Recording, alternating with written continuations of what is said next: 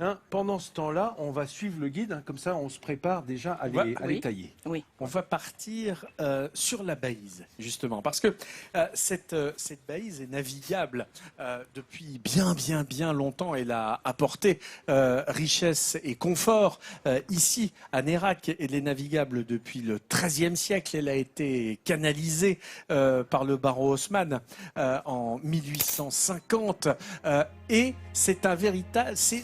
On a égrené comme ça sur ces presque 90 km de voies navigables, 7 ports, une quarantaine d'écluses. Et ce sont plus de 2000 bateaux par an qui naviguent sur cette Baïse. Et c'est un vrai atout touristique pour la région, pour la ville et pour les quelques ports qui jalonnent cette voie d'eau naturelle.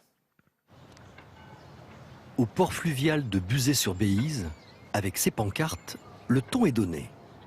Les indications sont dans toutes les langues. Nous sommes en fait dans un port international. Mais ici, pas de fret, que de la plaisance pour des marins qui ne sont pas forcément de grands navigateurs. Leur terrain de jeu, c'est la Béise, le Lot et le canal de Garonne. Des voies navigables devenues les artères du tourisme fluvial dans la région. We are here in Buzet-sur-Béise. Yeah. It's about 20 meters from here. On the left-hand side, you have the entrance to the double lock. Yeah. Aujourd'hui, des Danois et des Suisses ont réservé des bateaux pour une semaine de croisière. Et pour répondre aux demandes de tous ces touristes, au port de Buzet, on parle allemand, espagnol et anglais. Bon alors, bonne semaine, bonne croisière. Allez. Ralph et sa famille ont loué un bateau pour la toute première fois. Ils découvrent l'embarcation sur laquelle ils vont passer une semaine. 6 couchages, une salle de bain, des toilettes et un salon. L'espace est restreint, mais il y a tout ce qu'il faut. Il est moderne, j'attendais même pas qu'il est assez moderne, qu'il y a beaucoup de place dans les chambres. Et s'il fait encore un petit peu mieux temps, c'est parfait. Pour naviguer ici, pas besoin de permis. Chaque client se voit expliquer les consignes de sécurité et effectue un tour pour prendre en main l'embarcation. Cédric se charge de former le nouveau capitaine. Tout le monde peut naviguer sans permis, il n'y a pas besoin d'avoir déjà pratiqué pour pouvoir naviguer. Mais après, on va aller naviguer ensemble, il pourra se faire la main, il pourra se débrouiller tout seul. Dès qu'on revient en position normale, clac, là on met la marche avant, tac, le bateau est là. Prise en main rapide, dépaysement garanti. La famille de Ralph part visiter autrement cette belle région du sud-ouest de la France. Et si autant de touristes sont ici adeptes des voies navigables, c'est grâce à cet homme. Il y a 30 ans, Xavier Garret se lance dans l'aventure du tourisme fluvial à l'heure naissant avec 2 bateaux. Le succès est immédiat.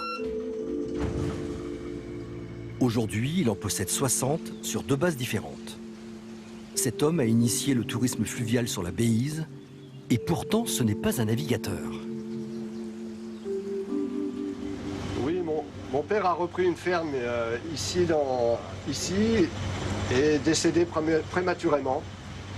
C'est comme ça que j'ai décidé de venir le remplacer. C'était pas du tout prévu. Et j'ai découvert le canal par la même occasion, la Baïse. Et je suis tombé amoureux de cette région. Xavier est un paysan qui s'est jeté à l'eau. Et aujourd'hui, la réussite de son entreprise, il la doit à cette nature préservée le long du canal de la Garonne et de la Béise. Près de 200 km de voies navigables qui permettent d'aller jusqu'à Toulouse, Agen ou Nérac. Par les voies d'eau, on découvre les choses de manière complètement, d'un regard neuf, d'un regard différent. Le bord des canaux, le bord surtout des rivières comme la Baïse, sont très préservés. Et à 8 km/h maximum, le temps est à la contemplation. Naviguer au calme, à son rythme. Voilà ce qui plaît à une clientèle internationale de plus en plus nombreuse. L'an dernier, des touristes du monde entier, européens, américains et même sud-africains, ont loué des bateaux à ce chef d'entreprise, gascon d'adoption. Et c'est un atout de plus en plus considérable, non seulement pour la région, mais pour la France. On est en train véritablement de vivre une explosion de ce tourisme fluvial sur les voies navigables de France. Les Français n'étaient pas très... ils n'étaient pas très friands, ils préféraient depuis longtemps aller sur les plages. Aujourd'hui, on redécouvre le bonheur de la lenteur et de la contemplation. Ça ne fait que me réjouir tout cela. Et ça réjouit également Xavier Garret qui est avec nous.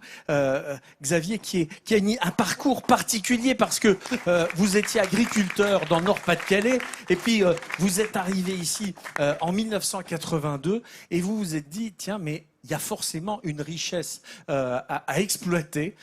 Vous êtes devenu un acteur essentiel du tourisme fluvial, ici même en Lot-et-Garonne et dans la région Aquitaine. Et pour cet accueil que vous prodiguez, notamment aux touristes étrangers, mais aussi maintenant de plus en plus aux Français, je suis ravi au nom de toute l'équipe de vous remettre ce sourire de France, Xavier. Ah oui, Merci. c'est mérité. Ben, comme vous, aujourd'hui, je suis tombé sous le charme de Nérac, sous le charme de la Baïse. Seulement, contrairement à vous, je suis resté 30 ans. Ça fait 30 ans que j'y suis. Mais rien n'est perdu pour nous non plus. Hein. Voilà. Je vous invite à y rester.